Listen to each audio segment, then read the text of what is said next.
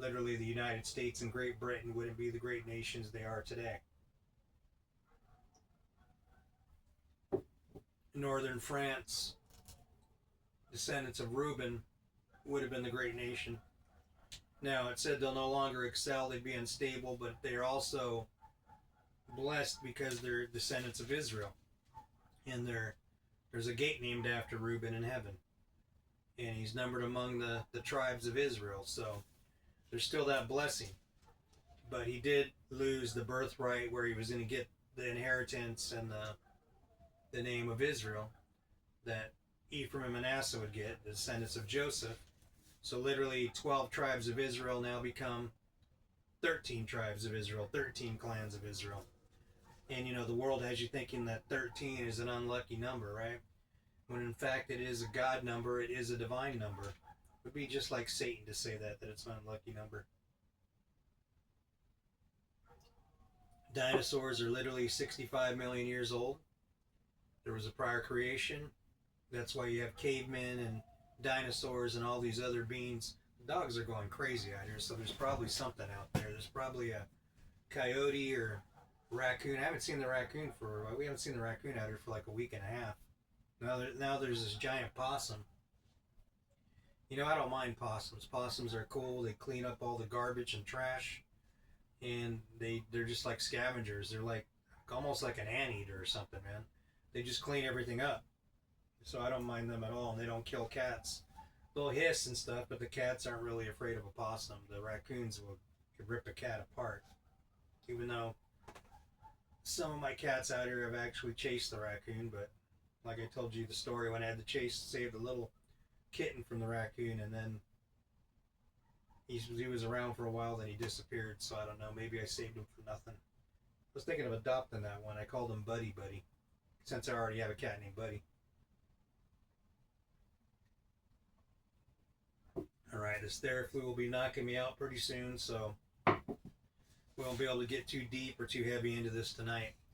As I was listening to this game tonight, I told God, I said, man, I used to go to church till midnight at times and be up all night preaching and doing the things of God, and then I would go home. See, the way it worked is I had to work Sundays, but Sunday was on graveyard. I'd had to work Saturday on graveyard, so it was like Sunday morning when I got off. So I'd get off work at like 9 o'clock and then go straight to the church, right? And then we would go preach at the Bell Shelter. Then we'd go back to Pastor David's service, Jeff and I and some of the brothers. Mark used to sometimes too back then, Mark Gomez. And then I'd have to go on to work again. And so, man, I had hair back before I started doing that.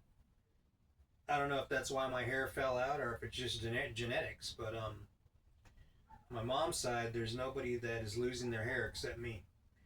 On my dad's side, there are some people that have lost their hair, so I guess it's probably the genetics on my father's side. I would think. But yeah, I was telling God, this game's reminding me of that. Up here till midnight listening to this game, getting stressed out and all kinds of anxiety. I told my mom, I said, after this season, I'm done with baseball. I'm not going to follow it anymore. I'm just like, whatever. It's, there was a time when I looked at this stuff as if it was idol worship, idolatry, for me to get so worked up over something like that when, God doesn't give a darn who wins the World Series. He really doesn't. He cares about Christians that are athletes, that are Christians, obviously. He cares about people. But Jesus isn't a Republican or a Democrat. He's neither one. That's why the Bible tells us that when he comes back, government's going to rest on his shoulders because he's going to tell us how to do it right. In fact, let's take a look at this Donnie Brasco book. I was looking at something here. It's this series. What does it say here? This chapter, Way of the Wise Guy. Chapter 27, Wise Guys Are Patriotic. So this chapter is actually a paragraph. That's the whole chapter. So we'll read it. You might think a group of people who devote their lives to breaking the law would not particularly but not be particularly patriotic citizens. But the fact is, wise guys are very pro-America, despite their deep roots in Italy, this country's blood enemy in World War II, and despite their blatant disregard for the rules and boundaries of civilized American society. Wise guys are emphatically patriotic types. You will also hear them talking about what a wonderful country this is. The reason is simple.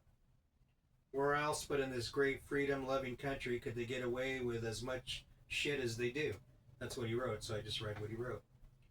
Which is not to say that wise guys are steeped in American history or even all that up on its major holidays. One day, while I was sitting around a social club with a bunch of wise guys, just a few days before the 4th of July, one gangster who was especially slow on the uptake piped up and asked, "When's the 4th of July due?" Naturally, I explained to him that this year the 4th of July fell on August 15th. In other words, he was saying he was a moron. So, Way of the Wise Guy, Donnie Brasco. Joseph D. Pistone, the real Donnie Brasco. Went undercover as Donnie Brasco.